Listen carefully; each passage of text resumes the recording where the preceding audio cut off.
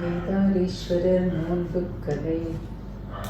ஆரணைய கூந்தல் கௌரியர்க்கே தார விரதத்தை யான் படிக்க சீரிலகும் 5 கரத்து முகத்தன்னரடியார்களும் கந்தமலர் செஞ்சரணே காப்பு. பூஜாரம்பத்தில் மஞ்சளால் விநாயகரை செய்வித்து கந்தம் புஷ்பம் அருகு சாத்தி நோன்பு விரதர்கள் காலையில் புஷ்பம் கொடுத்து விநாயகரை அர்ச்சனை செய்விக்க வேண்டியது. ஓம் சுமுகாய நமக, ஓம் ஏகதந்தாய நமக, ஓம் கபிலாய நமக, ஓம் கஜகர்ணிகாய நமக, ஓம் லம்போதராய நமக, ஓம் விகடாய நமக, விக்னராஜாய நமக, விநாயகாய நமக, ஓம் தூமகேதுவே நமக, ஓம் கணாத்வஷாய நமக, பாலச்சந்திராய நமக, வக்ரதுண்டாய நமக, சூர்பகர்ணாய நமக, ஹேரம்பாய நமக, ஸ்கந்தபூர்வஜாய நமக, மகாகணபதியே நமக என்னும் சோடச நாமங்களை ஓதி நானாவித பத்ர புஷ்பமிட்டு தூபம் அக்ரமாமி தீபம் தஸ்யாமி என்று சொல்லி தூப தீபம் கொடுத்து தட்சணை தாம்பூலம் நைவேத்தியம் வைத்து தீபாரதனை ஆன பிறகு ஸ்ரீ கேதாரீஸ்வரரை ஆவாகனம் செய்ய வேண்டியது. அதாவது அம்மியையும் குழவியையும் அலங்கரித்து அம்மியின் மேல் குழவியை நிறுத்தி குங்குமம் கந்தம் முதலிய பரிமள திரவியங்களை அணிவித்து பருத்தி மாலையிட்டு புஷ்பம் சாத்தி அதன் எதிரில் கலசம் நிறுத்தி அதற்கு பருத்தி மாலை புஷ்பம் சாத்தி நோன்பு விரதம் அனுஷ்டிப்பவரை அருகே அமர செய்து கேதாரீஸ்வரரை மனதில் தியானம் செய்து கொள்ள சொல்லி காசி கங்கா தீர்த்த திருமஞ்சனம் மாட்டியது போலும் பட்டு பீதாம்பரம் ஆபரணங்களினால் அலங்கரித்தது போலும் மனதில் சங்கல்பம் செய்து கொள்ள சொல்லி வில்வம் தும்பை கொன்றை ஆகிய மலர்களால் ஈஸ்வரரை கீழ்கண்ட மந்திரங்களை சொல்லி அர்ச்சனை செய்விக்க வேண்டியது. ஓம் சிவாய நமக, ஓம் கேசவாய நமக, ஓம் ருத்ராய நமக, ஓம் ஏகாய நமக, ஓம் கங்காதராய நமக, ஓம் நீலகண்டாய நமக, ஓம் நாராயணாய நமக, ஓம் கிருஷ்ணாய நமக, ஓம் பத்மநாபாய நமக, ஓம் ஈசான்யாய நமக,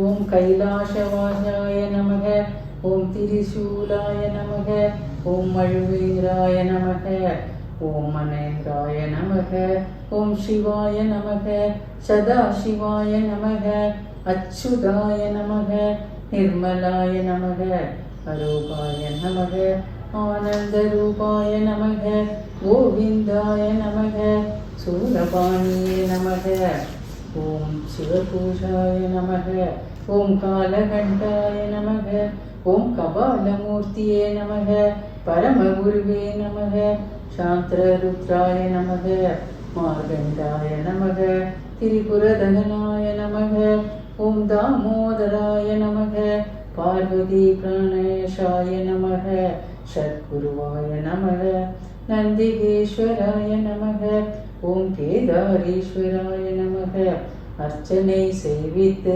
அவர்கள் கையில் புஷ்பம் அட்சதை கொடுத்து மும்முறை பிரதர்ஷனம் செய்ய சொல்லி கையில் உள்ளதை சுவாமியின் மேல் போட செய்து கற்பூர தீபாரதனை கொடுத்து நைவேத்தியமும் தாம்பூலமும் சமர்ப்பித்து தூப தீபம் காட்டி அவர்களுக்கு நோன்பு கயிறும் புஷ்பமும் அக்ஷதையும் கொடுத்து ஆசீர்வாதம் செய்யவும் அவர்கள் அக்ஷதையை சிரசின் மேல் போட்டுக்கொண்டு நோன்பு கயிற்றை கட்டிக்கொள்ள வேண்டியது.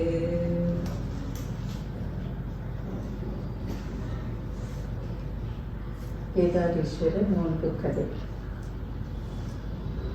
ஆதி காலத்திலேயே ஸ்ரீ கைலாயத்திலேயே நவரத்தனங்களால் இழைத்த சிம்மாசத்தின் மீது பரமேஸ்வரரும் பார்வதி தேவியும் கொலு வீற்றிருக்கையில் பிரம்மா, விஷ்ணு, தேவேந்திரன் முதலான 33 கோடி தேவர்களும் 41,000 ரிஷிகள், அஷ்டவசுக்கள், கிண்ணரர், கிம்புருடர், கருடகாந்தருவர், சித்த வித்யாதரர், ஜனக ஜனார்த்தனர், ஜனத்குமரர், தும்புரு நாரதர் மற்றும் உண்டான தேவர்களும் பிரதிதினம் வந்து பரமசிவத்தையும் பார்வதி தேவியும் பிரதிஷ்ண நமஸ்காரம் செய்து கொண்டு போவார்கள்.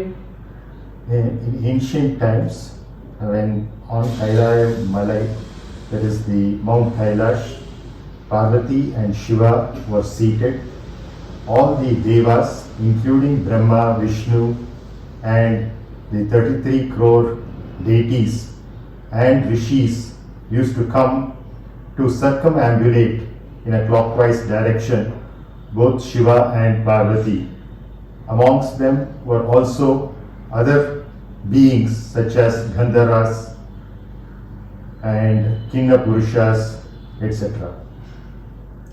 இப்படி இருக்க ஒரு நாள் சமஸ்த தேவர்களும் ரிஷிகளும் வந்து ஈஸ்வரரையும் ஈஸ்வரியையும் பிரதிஷ்ண நமஸ்காரம் தோத்திரம் செய்து செலவு பெற்று கொண்டு தங்கள் தங்கள் ஏகசானங்களுக்கு போகிற சமயத்தில் பிரிங்கி என்கிற ரிஷி ஒருவர் மாத்திரம் பார்வதி அம்மனை புறம்பாக தள்ளி ஈஸ்வரரை மாத்திரம் பிரதிஷ்ண நமஸ்காரம் செய்து ஆனந்த கூத்தாடினார்.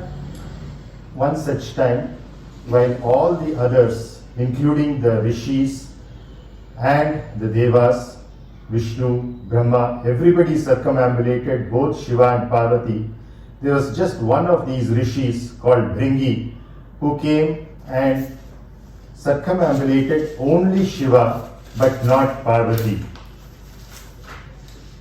அப்பொழுது பார்வதி அம்மனுக்கு மகா கோபம் உண்டாகி பிரம்மா, விஷ்ணு, ருத்ரன், தேவேந்திரன் முதலான 33 கோடி தேவர்களும் 41,000 ரிஷிகளும் கிண்ணரர், கிம்புருடர், கருடகாந்தருவர், சித்த வித்யாதரர், ஜனக ஜனார்த்தனர், ஜனத்குமரர், தும்புரு நாரதர், கௌதமர், அகஸ்தியர் மற்றும் உண்டான தேவர்களும் வந்து ஈஸ்வரரையும் நம்மையும் கண்டு வணங்கி போகின்றனர். இந்த பிரிங்கி மகரிஷி நம்மை புறம்பாக தள்ளி ஈஸ்வரரை மாத்திரம் நமஸ்கரித்து நின்றானே என்று கோபத்துடனே பரமேஸ்வரி கேட்க பரமேஸ்வரன் சொல்லுகிறார். At that time, Parvati, observing that only Bringi Maharishi had not circumambulated her, was aghast with anger that he is a person who has not realized that Shiva and Shakti are one and the same, and therefore he has mistakenly identified Shiva as separate from Shakti and therefore circumambulated him alone, whereas all the other beings, including great rishis such as Gautama, have all circumambulated both Shiva and Parvati. So she asked Shiva what could be the reason why Bringi did this, that he circumambulated only you and not me. To this Shiva replied, பர்வத ராஜகுமாரியே, பிரிங்கி ரிஷி பாக்யத்தை கோரியவன் அல்ல, மோட்சத்தை கோரியவனானபடியால் எம்மை மாத்திரம் பிரதிஷ்ட நமஸ்காரம் செய்தான் என்று சொல்ல பரமேஸ்வரி பிரிங்கி ரிஷியை பார்த்து, ஓய் பிரிங்கி ரிஷியே, உன் தேகத்திலே இருக்கிற ரத்த மாமிசம் நம்முடைய கூறாச்சுதே, அவைகளை நீ கொடுத்து விடு என்று சொல்ல. So at this, Shiva replied to Parvati, O great daughter of the Himalaya mountains, Parvata Rajakumari, Bringi requires only moksha, that's what he desires. And therefore, since that's what he is seeking, he believes that just by circumambulating me, he can get what he seeks, and therefore he is ignoring you. To this, Parvati was really aghast, and she approached Bringi Maharishi and told him, if that's all that you seek, and you don't seek the other Purusharthas, then you might as well give back what belongs to me. That is, the flesh and the blood, which are the prerogative of Shakti, needs to be returned back, since you do not respect and see the value of that. அப்பொழுது பிரிங்கி ரிஷி தன் சரீரத்தில் இருந்த இரத்த மாமிசத்தை உதறிவிட, பின்பு தன்னுடைய கூறாகிய இரத்த மாமிசத்தை எடுத்துக்கொள்ள, பிறகு பிரிங்கி மகரிஷி நிற்க முடியாமல் அசத்தேனா இருப்பதை பார்த்த பரமேஸ்வரர், ஏ பிரிங்கி மகரிஷியே, ஏன் அசத்தேனா என்று கேட்க, பிரிங்கி பரமனை வணங்கி, பரமேஸ்வரா, அம்பிகை நீக்கி தங்களை மட்டும் வணங்கினதால் அம்பிகை கோபித்து அடியேனுக்கு அளித்த தண்டனை இது என்று கூற. At this stage, Bringi Maharishi, in response to what Parvati had told him, shed his flesh and blood and was unable to move from that place because he was just a bag of skeletons within skin. At this time, the most compassionate nothingness, Shiva, came over there and asked Bringi Maharishi what had happened. Somehow Bringi Maharishi, in spite of not having his flesh and blood, happened to convey to Shiva what had transpired. At this stage, Shiva, the most compassionate, handed over a stick, a walking stick, to Bringi so that he could use it to lean on and walk away. பிறகு பரமேஸ்வரி பரமேஸ்வரரை பார்த்து, நீர் என்னை உபசெய்யலாமோ? இனி எனக்கு காரியம் என்னவென்று கைலாயத்தை விட்டு பூலோகத்தில் வால்மீக மகரிஷி சஞ்சரிக்கா நின்ற பூங்காவனத்தில் ஒரு விருஷத்தின் அடியில் எழுந்தருளினாள். Seeing what Shiva had done, Parvati was further angered. Earlier she was angered at Bringi Maharishi, now she was angered at Shiva as well. And so she left Mount Kailash, their abode, and came down to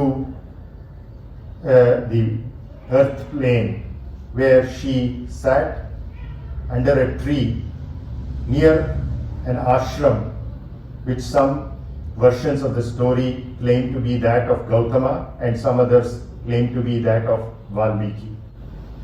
அத்திசையில் 12 ஆண்டு மழையின்றி விருஷங்கள் செடிகள் உலர்ந்து வாடியும் இருந்த விருஷங்கள் எல்லாம் துளித்து தழைத்து புஷ்பித்து காய்த்து பழுத்து இன்னும் அநேக பூச்செடிகள் எல்லாம் மல்லிகை முல்லை கொங்கு இருவாட்சி மந்தாரை பாரிஜாதம் சண்பகம் சிறுமுல்லை புன்னை பாதிரி வில்வம் பத்திரி துளம்பம் மற்றும் உண்டான சகல ஜாதி புஷ்பங்கள் விஸ்தாரமாய் புஷ்பித்து பரிமளத்து சுற்றிலும் 4 யோசனை விஸ்தீரணம் பரிமளம் வீசினது.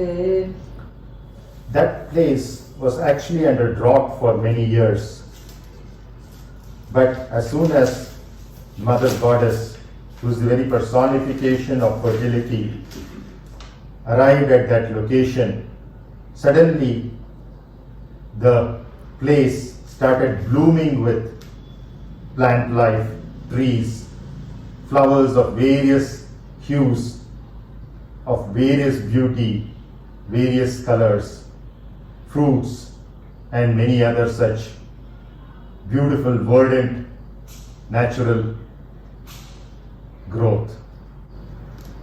அந்த சமயத்தில் வால்மீக மகரிஷி தம் பூங்காவனத்தை பார்த்து அதிசயப்பட்டு 12 வருடம் மழை இல்லாமல் உலர்ந்திருந்த விருஷங்கள் எல்லாம் இப்பொழுது துளிர்த்து புஷ்பித்து காய்த்து பழுத்திருக்கின்ற ஆச்சரியம் என்னவோ தெரியவில்லை என்று மனதில் நினைத்து கொண்டு பூங்காவனத்திற்கு வந்தார்.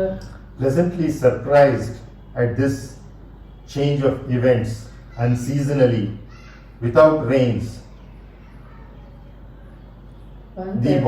the Rishi Valmiki was so surprised, and he went out to find out what could be the reason for this. வந்தவர் சகல புவன கர்த்தாவாகிய பரமேஸ்வரன் பரமேஸ்வரி பிரம்மா விஷ்ணு வந்திருக்கிறார்களோ அவர்களை காண வேண்டும் என்று அந்த வனமெல்லாம் சுற்றி ஆராய்ந்து பார்க்கையில் ஸ்ரீ பார்வதி தேவி ஒரு வில்வ விருஷத்தின் அடியில் எழுந்தளிக்க கண்டு, மூவர்க்கும் முதன்மையான தாயே, 30 முக்கோடி தேவர்களுக்கும் 41,000 முனிவர்களுக்கும் ஒப்பற்ற தெய்வமாய் நின்ற பராசக்தியான ஈஸ்வரியே, நான் எத்தனை கோடி தவம் செய்தேனோ இந்த பூங்காவனத்தில் எனக்கு காட்சி கொடுக்க கைலாயத்தை விட்டு பூலோகத்திற்கு நீர் எழுந்தருளது என்னவோ என்று மிகவும் வினயனமுடன் தோத்திரம் செய்து வந்த காரணத்தை அடியேனுக்கு திருவிழவும் பற்ற வேண்டும் என்று வால்மீக முனிவர் கேட்க, suspecting that it could be the arrival of some great god or goddess, Valmiki Maharishi went out to explore what had actually transpired, and there he found that it was Shakti herself, the other half, better half of Shiva, who had arrived there, and she was the reason why such a desert-like place had suddenly transformed into beautiful, verdant nature. Parvati தேவியார் வால்மீக முனிவரே, ஸ்ரீ கைலாயத்திலேயே பரமேஸ்வரரும் நாமும் ஒரு நவரத்ன சிம்மாசனத்தில் வீட்டிருக்கையில் பிரம்மா விஷ்ணு தேவேந்திரன் முதலான 30 முக்கோடி தேவர்களும் 41,000 ரிஷிகளும் இருவரையும் வந்து தரிசித்து நமஸ்காரம் செய்து போவார்கள். பிரிங்கி மகனி முனி சுவாமியை மாத்திரம் நமஸ்கரித்து நம்மை புறம்பாக தள்ளினான். அப்பொழுது இவனா நம்மை புறம்பாக தள்ளுகிறான் என்று கோபத்துடன் என் கூறான இரத்த மாமிசத்தை வாங்கிக் கொண்டேன். அப்பொழுது பரமேஸ்வரர் அவனுக்கு ஒரு தண்டு கொடுத்தார். இப்படி செய்யலாமோ என்று கேட்டதற்கு அவர் மறுமொழி சொல்லவில்லை. When Valmiki Maharishi inquired about the reason for her arrival over there, she explained the whole story of how, whereas the Devas, Rishis, and various other creatures were all circumambulating both Shiva and herself, there was one particular person, Bringi Maharishi alone, who did not circumambulate her, and therefore she had demanded that he give back what belongs to her. And when he had dropped all his flesh and blood, at that moment Shiva helped Bringi Maharishi to stand up on his own using a stick that was provided by Shiva. And angered by this act of Shiva as well, she left Mount Kailash and came to that place. வால்மீக முனிவருக்கு உரைக்க அவரும் அம்பிகையை தன் ஆசிரமத்திற்கு எழுந்தருளுபடி வேண்ட அம்பிகையும் அவர் இஷ்டப்படியே எழுந்தருள முனிவர் அம்மன் இருக்க ஒரு ஆசிரமும் ஒரு நவரத்ன சிம்மாசனமும் உண்டு பண்ணி அந்த சிம்மாசனத்தின் மீது எழுந்தருளின பின் பரமேஸ்வரி வால்மீக முனிவரை பார்த்து, ஓ தபஸ்வியே, இந்த பூலோகத்தில் நான் ஒரு விரதம் அனுஷ்டிக்க வேண்டும். நூதனமான மேலானதுமான விரதம் ஒன்று இருக்குமாயின் அதை எனக்கு சொல்ல வேண்டும் என்று கேட்க வால்மீக முனிவர் தொழுது, தாயே லோக மாதாவே அபிராமியே திரிபுர சம்மாரி சிவகாமி கௌரி கைலாச வாசகி விபூதி ருத்ராட்சி கிருபா சமுத்திரி கிருபானந்த வேதஸ்வரூபி, உம்முடைய சன்னிதானத்தில் அடியேன் ஒரு விண்ணப்பம் செய்கிறேன். கோபமில்லாமல் கேட்டு திருவடுவும் பற்ற வேண்டும் என்று சொல்ல. At this stage, Devi inquired of Valmiki Maharishi, who was looking at her with compassion for her having left Mount Kailash. The mother inquired, is there on this earth plane any such penance or vow that one can take in order to reunite with Shiva? And at this stage, Valmiki Maharishi praised the goddess with many of her thousands of names, and then told her about a particular vow or penance which nobody had yet carried out on the earth plane, but it could be done on the earth in order to reunite with Shiva. ஜெகத் ரிஷியே, இந்த பூலோகத்தில் ஒருவருக்கும் தெரியாத ஒரு விரதம் உண்டு. அந்த விரதத்திற்கு கேதாரீஸ்வரர் நோன்பு என்று பெயர். அதை இதுவரையிலும் யாரும் அனுஷ்டிக்கவில்லை. நீர் அந்த விரதத்தை அனுஷ்டித்தால் இஷ்ட சித்தியாகும் என்று சொன்னார். At this stage, he told her, if you perform this vrata of Kedarishwara Nombu, that is, Kedar meaning a fertile ground associated with the mountainous regions, and Gauri meaning the goddess in her fairest form. When this penance, as I described, is performed by anybody, including you, then whatever is their innermost desire will be fulfilled. In your case, that being reuniting with Shiva. அதை பரமேஸ்வரி கேட்டு அந்த விரதம் எக்காலத்தில் எவ்விதமாக அனுஷ்டிக்க வேண்டும் என்பதை விவரமாய் சொல்ல வேண்டும் என்று கேட்க வால்மீகர் சொல்லுகிறார். Then Parvati inquired from Valmiki Maharishi the details of how that particular vrata is supposed to be performed, and sage Valmiki guides her in a step-by-step approach in terms of the procedure of this particular penance. புரட்டாசி மாதம் சுக்லபட்சம தசமி தொடங்கி ஐப்பசி மாதம் கிருஷ்ணபட்சம தீபாவளி அமாவாசை வரைக்கும் 21 நாள் பிரதிதினம் ஸ்நானம் செய்து சுத்த வஸ்திரம் அணிந்து ஆலவிருஷத்தின் கீழ் சிவலிங்கை பிரதிஷ்டை செய்து அபிஷேகம் செய்து விபூதி சந்தனாட்சத்தை புஷ்பம் சாத்தி வெள்ள உருண்டை சந்தன உருண்டை மஞ்சள் உருண்டை அதிரசம் வாழைப்பழம் தேங்காய் பாக்கு வெற்றிலை இதுகளை வகைக்கு ஒன்றாக வைத்து வில்வார்ச்சனை தூப தீபம் நைவேத்தியம் செய்து நமஸ்கரித்து 27 எழிலே ஒரு கயிறு முறுக்கி அதை தினம் தினம் ஒரு முடியாக 21 நாள் முடிந்து தினமும் உபவாசம் இருந்து நெய்வேத்தியம் செய்த அதிரசத்தையும் உண்டு 21 நாளும் கிரமமாக இவ்விரதத்தை அனுஷ்டித்தார்.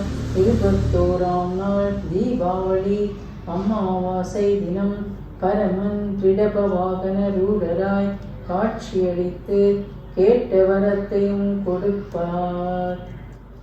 Hearing this, the descriptions begins by Valmiki Maharishi to Parvati Devi.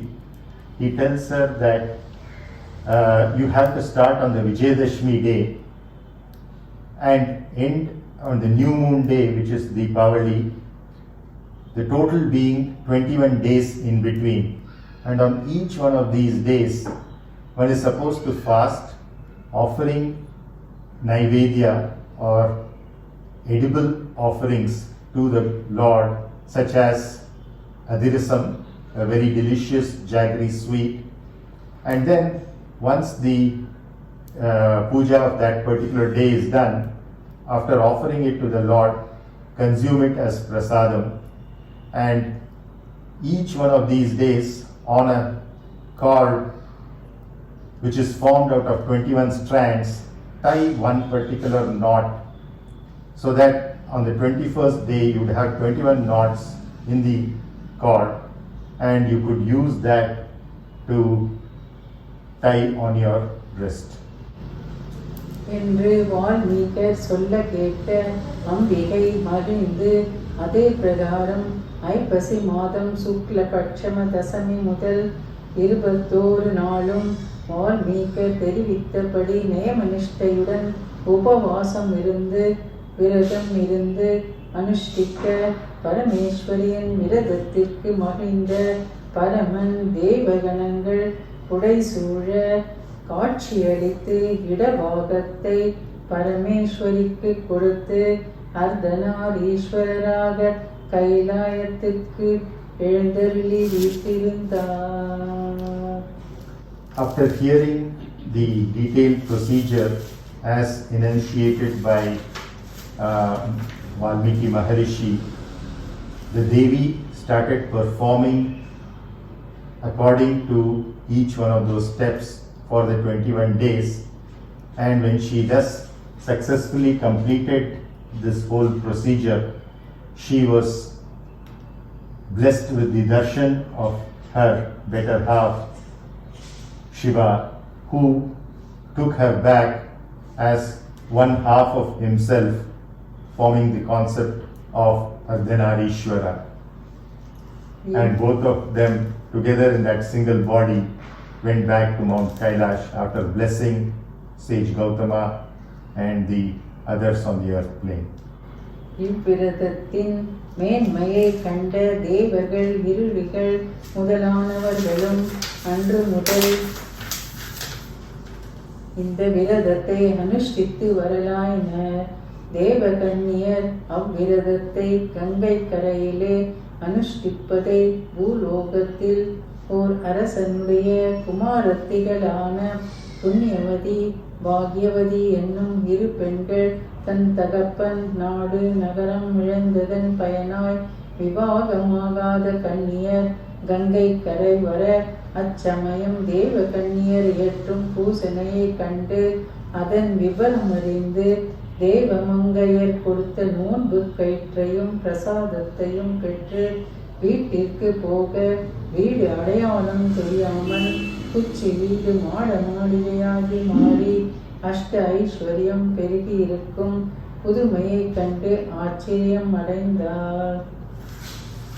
Observing the success of Parvati Devi in reuniting with Shiva, many others on the earth plane as well as the ethereal planes performed the same vrata in the same way that Devi had performed as described by Valmiki Maharishi, and thus they all were able to get their own desired outputs. One of them happened to be a set of the celestial damsels, and when they were performing this on the banks of the holy river Ganga, two princesses who were daughters of a king who was away from his kingdom because it had been conquered by a neighboring king, by names Punyavati and Bhagyavati, observed these celestial damsels performing this Vrata and inquired from them what it was all about.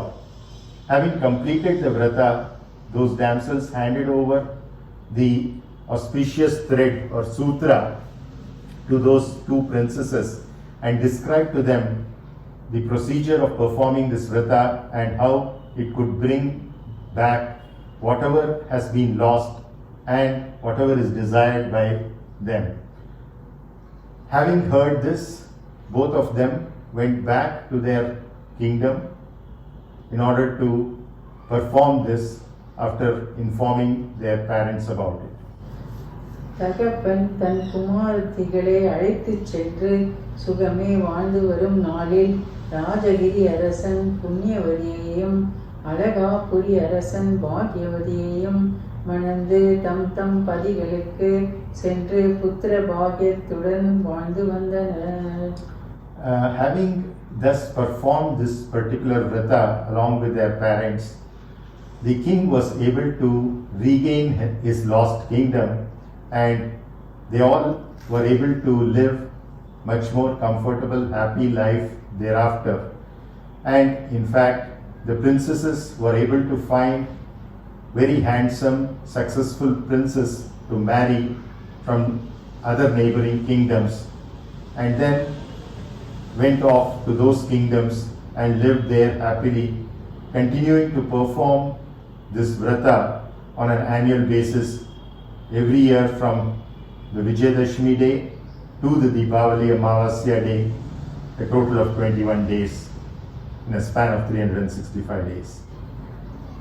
இங்கனம் வாழ்ந்து வரும் நாளில் பாக்யவதி தன் கையில் அணிந்திருந்த மூன்பு கயிற்றை அவரைக்கால் பந்தலின் மேல் போற்று மறந்து போனதின் விளைவாக பாக்யவதியின் நாட்டை வேற்றரசன் கைப்பற்றி கொண்டு இவர்களை ஊரை விட்டே துரத்திவிட்டான். At that time, one of the years, Bhagyavati threw away her sutra after having performed an vrata of Kedar Gauri onto a bean plant, and soon thereafter her husband, the prince, lost his kingdom and both were reduced to penury.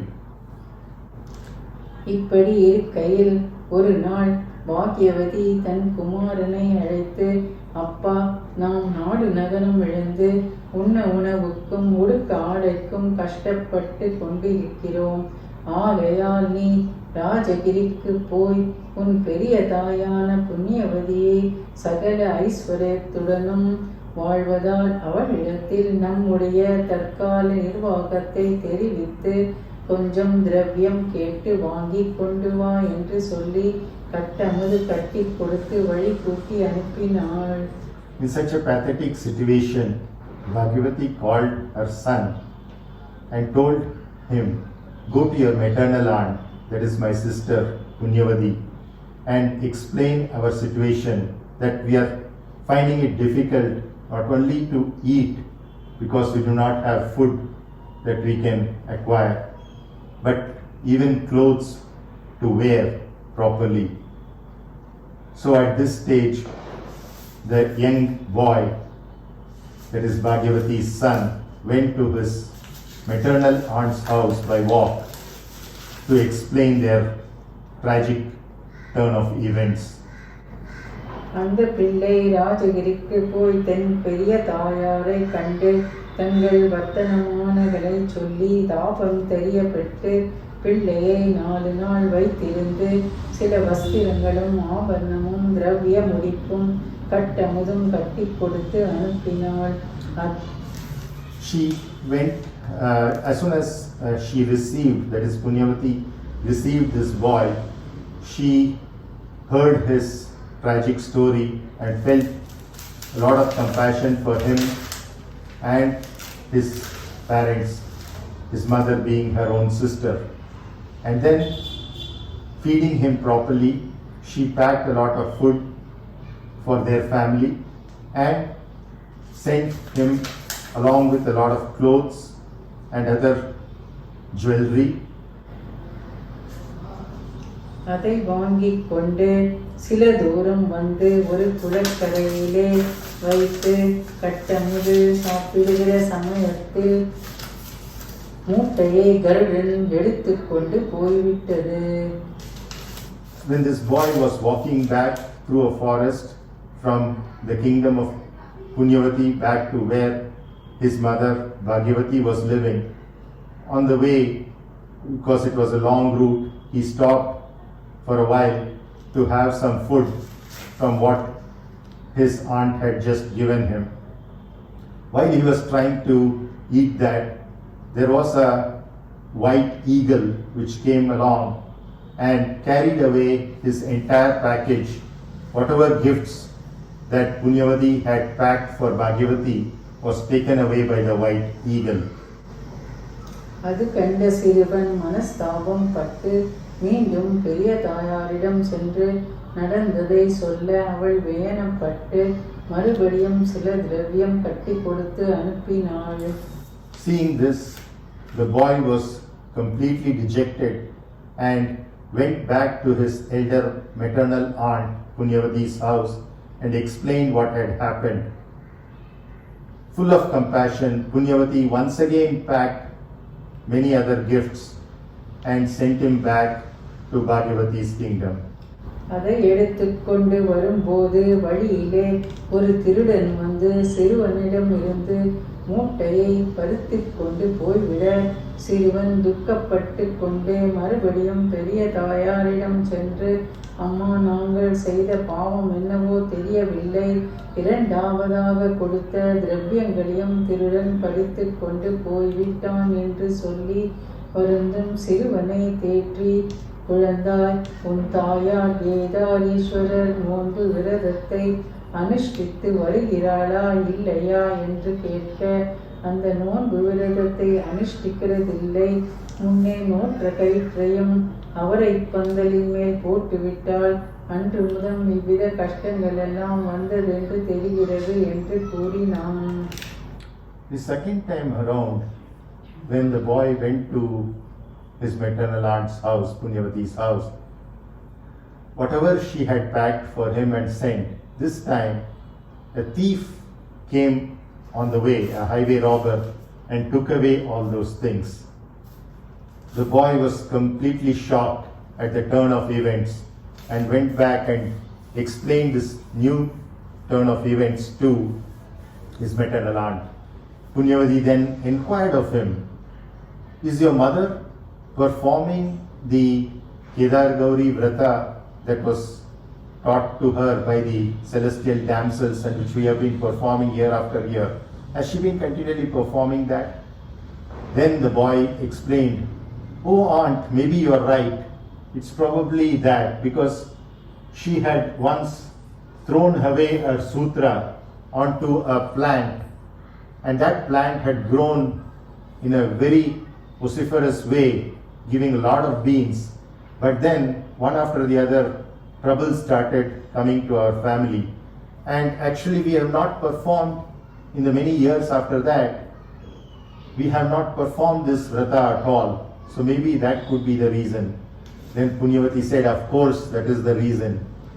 So she explained to him the importance and relevance of performing that every year and asked him to convince his mother that she should resume doing that every year.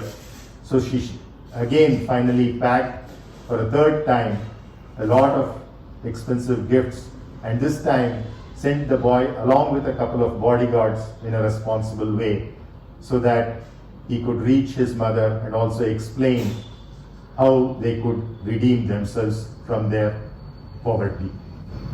இதை கேட்ட புண்ணியவதி மிகவும் மனம் உருந்தி ஐப்பசி மாசம் வருந்தனில் சகோதரி குமாரனை தன்னிடமே நிறுத்திக் கொண்டு ஐப்பசி மாதம் தான் நோக்கிற நோன்போடு கூட பாக்யவதிக்கும் ஒரு பங்கு நோன்பு வைத்து நோற்று அந்த நோன்பு கயிறும் பலகாரமும் பாக்கு வெற்றிலை மஞ்சள் இன்னும் சில ஆடையாபரணங்களும் திரவியமும் கொடுத்து காவலாக சில சேவகரையும் கூட்டி இனிமேலாவது இந்த நோன்பை விடாமல் நோக்கச் சொல்லி சில புத்திமதிகளையும் சொல்லி அனுப்பினாள்.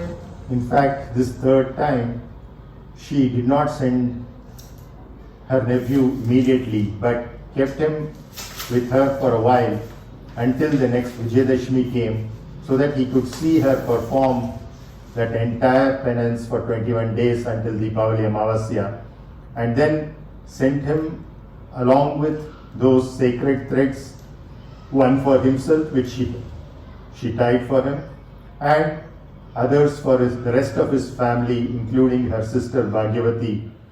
And then the boy went along with these treasures, as well as the most important news that they are supposed to resume their penance. பெரிய தாயாரிடம் விடை பெற்று வரும்போது முன்னே வழியிலே பறித்து போன திருடன் திரவியத்தை கொடுத்து சென்றான்.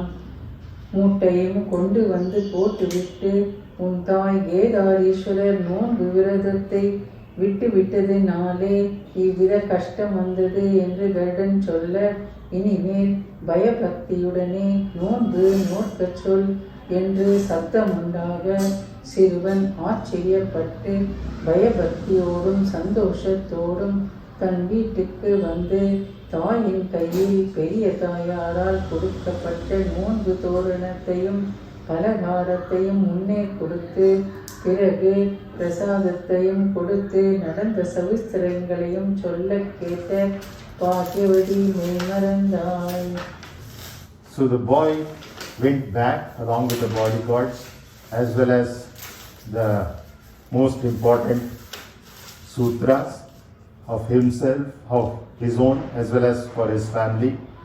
And to his pleasant surprise, on the way back, the thief who had taken away his things came and gave back the entire package.